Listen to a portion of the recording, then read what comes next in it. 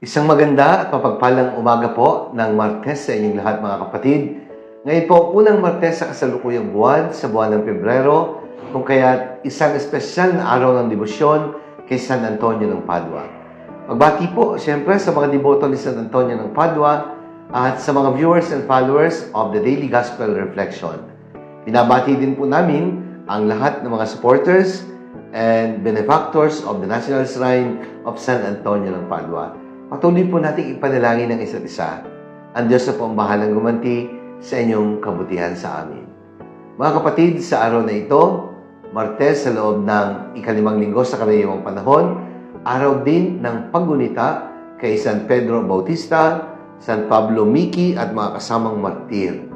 At siyempre nga, dahil unang Martes, espesyal na araw ng debosyon kay San Antonio de Padua.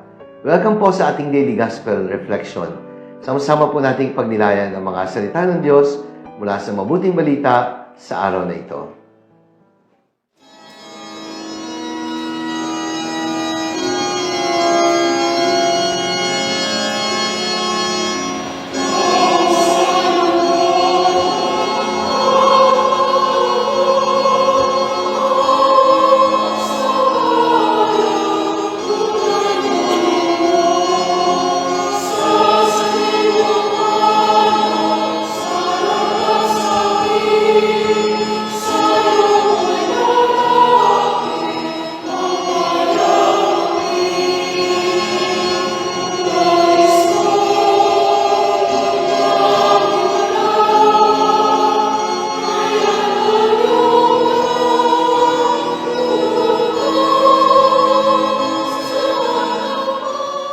Mga kapatid, sa araw na ito, pagdinilayan natin ang mabuting balita ayon kay San Marcos mula po sa ikapitong kabanata, mga talata 1 hanggang 13. Ang pamagat po na binigay ko sa aking pagdinilay sa araw na ito ay nagsasabing, live and be happy in the midst of KJs. Yung mga killjoy ba kung tawagin? Sa ating ebanghelyo ngayon, ang mga alagad ni Jesus at ang Panginoon mismo ay naparatangan na gumagawa ng mali sa araw ng pamahinga. At ito po ay may kinalaman sa panlabas na karumihan o usapin na may kinalaman sa kalinisan sapagkat ang mga alagad ay kumain nang hindi muna naguhugas ng kamay. Ito po ay pinagbabawal sa batas ng relihiyon ng mga Hudyo may kinalaman sa usapin ng kalinisan. For hygienic purposes, hindi po masamang maglinis, maghugas ng kamay bago kumain sapagkat siyempre nga naman para malayo tayo sa sakit o anumang karamdaman na maaring dala ng maruming pagkain. Pero sabi nga, hindi naman yung pumapasok sa bibig ng tao ng paparumi sa kanya, kundi kung ano yung nagmumula sa kanyang kalooban sapagkat ang tunay na ugat ng pagiging marumi ay ang kasalanan. Pero para sa mga Hudyo, simpleng bagay ay ginagawa nilang napakakomplikado. Kumain lang ng hindi naghugas ng kamay, para bang napakalaking kasalanan na. Wala namang ginawang masama kung tutuusin, pero pangit pa rin ang nakikita. Sabi nga, may mga tao talagang nega. Kung tawagin po sila ay mga killjoy. May mga taong sa gitna ng mga ganda mong ginagawa, hahanapan ka palagi ng mali. Yan po ang problema sa mga eskriba at mga pariseyo noong kapanahunan ng ating Panginoong Hesus. At kung walang makitang mali, gagawan ka ng kwento, sisiraan ka sa iba para lumabas na ikaw ang masama at kahiyahaya. May mga pagkakataon pa nga na kahit ikaw na yung talagang biktima, ikaw pa yung lalabas na masama. Gagawan ka ng kwento, sisiraan ka, kahit ikaw'y magpaliwanag, malalabasin pa nila na gumagawa ka ng kwento at gusto mo lang iligtas ang iyong sarili. May mga tao namang ayaw talagang piliing maging masaya para sa iba. At kapag ang iba ay nagiging masaya, nagiging dahilan yon ng kanilang kalungkutan. Masaya na ang lahat, pero pipiliin pa nilang maging malungkot. Ang tawag po natin sa mga taong ganyan, killjoy. At kapag may mga ganyang uri ng tao, ang tanong ano po ba ang pwede nating gawin? Siyempre po, una, continue being happy. Pagpatuloy mo lang ang iyong pagiging masaya. Enjoy what you are doing. And do not stop doing the good things that you are doing. Whom nagsasaya kayo at may isang taong malungkot at tila ang pagsasaya ninyo ay nagiging dahilan para sa kanyang kalungkutan, ituloy niyo ang inyong ginagawa. Maging masaya kayo. Hindi ibig sabihin na malungkot siya ay kailangang maging malungkot din kayo. Hindi ba?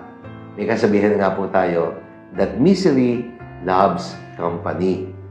May mga taong hindi masaya at mandadamay pa. Naghahanap ng makakasama sa kanyang kalungkutan.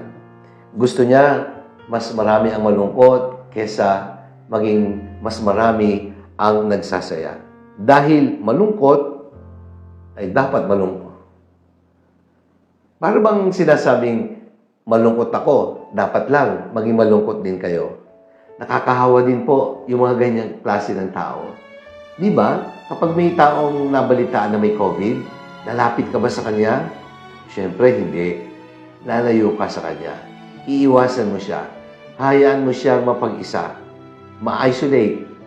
Kapagkat yun ang makatutulong sa iyo at makatutulong din naman yon sa kanya, hayaan mo muna siyang gumaling sa kanyang sakit. At kapag maayos na, saka ka makitungo sa kanya. If others are sad, they have their own reason to be sad. As when you are joyful, you also have your own reason to be joyful. It doesn't mean that when others are sad, you also have to be sad. It does not mean that when others are lonely, you also need to become lonely. It doesn't mean that when they are depressed, you also need to be depressed. Hindi naman ho ganon. Napaka-unfair naman kapag lahat ng kalagayan ng iba ay kailangan mong ding iyakapin, katulad ng kanilang pinagdaraanan. May dahilan sila sa pagiging malungkot. At may dahilan din naman kung bakit pinili mong maging masaya. Hindi po ba? Humanap ka ng mga dahilan sa mga ginagawa mo araw-araw para maging maligaya. When others are trying to kill your joy, continue being joyful. Remember that happiness is a gift, but it is also a choice. Pangalawa, do not judge them harshly. Kung may mga tao pong nahihirapang maging masaya sa pagiging maligaya ng iba, at kung pinipili nilang maging malungkot sa halip na maging masaya, maging maingat din ho tayo sa paghatol sa Kanya. Because why? Because what we might be seeing is only the tip of the iceberg. May tendency po kasi tayo na tingnan lang kung ano yung nangyari. May tendency po kasi tayo na agad-agad mainis sa mga taong killjoy.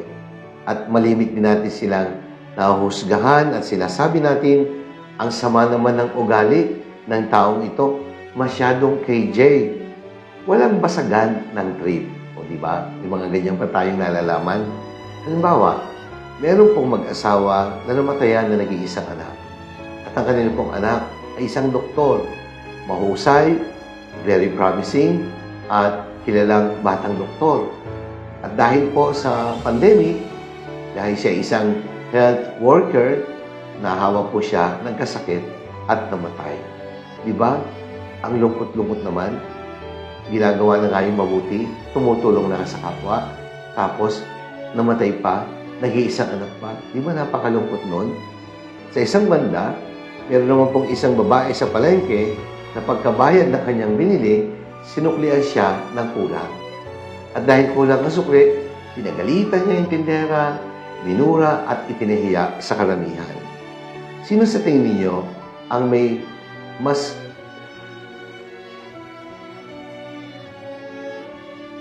Sino po sa tingin ninyo sa dalawang Sino po sa tingin ninyo ang may mas Sino po sa tingin ninyo ang may karapatan na mas malungkot? Yung couple na namatayan ng anak o yung babae na bumili sa palengke, sinuklian ng kulang at nagalit?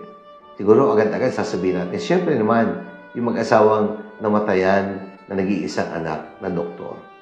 Pero ang totoo pala, sa kabilang banda, yung palang babae na nagtataray dahil binigyan ng sukli na kulang, ay may 3 anak na lalaki. Yung isa, special child. Yung 2, drug addict at nag-iisa siyang nagpapasa ng kanyang responsibilidad sa mga anak sapagkat siya iniwan ng kanyang asawa. Mahirap ang buhay. Kaya nga, hindi niya malaman ang kanyang gagawin, kung minsan, nagiging mainitin ang ulo. Diba? Nakakalungkot. Kapagkat nag-iisa siya sa buhay na pinapasan ang pananagutan sa pagiging magulang sa kanyang 3 anak na lahat ay may mga suliranin. Kaya maging maingat din po tayo sapagkat baka nakikita lang natin ay yung tip ng iceberg at yung mas malaking problema ay hindi natin napapansin. Kaya nga mga kapatid, when you see someone who is seemingly being eaten up by deep sadness, trying to kill our joy, huwag ho tayong maging padalos-dalos sa paghatol sa kanya. Dahil baka may mas mamigat na suliranin na pinagdadaanan siya. Pangatlo, invite them to be happy and see God's blessings. Ang pagiging KJ po pala, ayon sa pag-aaral ng psycho-spiritual well-being ng isang tao, ay isang daan na ang taong nakararanas ng kalungkutan ay hindi naman talaga gustong mandamay o makahawa sa iba ng lungkot. Ang hinahanap lang naman talaga nila ay karamay, hindi para mandamay. It is actually a cry for help. Hindi lang pala sila KJ, KSP pa rin sila. Kulang sa pagmamahal at kulang din sa pansin. And so do not be sad when others are sad. Do not judge KJ people because we do not know the reason behind their deep sorrow. Always invite them to be happy, see God's blessings, and help them find reasons to be happy. Sapagat ang taong itinuturing nating KJ ay hindi gustong mandamay, marahil naghahanap lang sila ng karamay. So live and be happy even in the midst of KJs. Manalangin tayo. Ama naming makapangyarihan, bigyan po kami ng tapang at lakas upang maunawaan ang mga taong mahirap maunawaan dahil hindi namin alam kung anong kanilang pinagdaraanan. Tulungan mo kaming akayin ang mga taong nahihirapang maging masaya sa pagiging masaya ng iba. Bigyan mo sila ng dahilan upang maging maligaya sa kanilang buhay at piliin nilang maging mapayapa kasama ang kanilang kapwa. Amen. Maraming salamat po mga minamahal kong kapatid. Sana po nagustuhan niyo at nakatulong ang ating pagninilay sa araw na ito. Sakaling inyo nagustuhan at nakatulong, i-like po ninyo at i-share. Ibahagi natin ang mensahe ng salita ng Diyos sa ating mga mahal sa buhay, mga kakilala at mga kaibigan. Let us fill the world with the message and power of God's words. Pagpalain po tayo ng makapangyarihan Diyos, Ama, ng Anak, ng Espiritu Santo. Amen.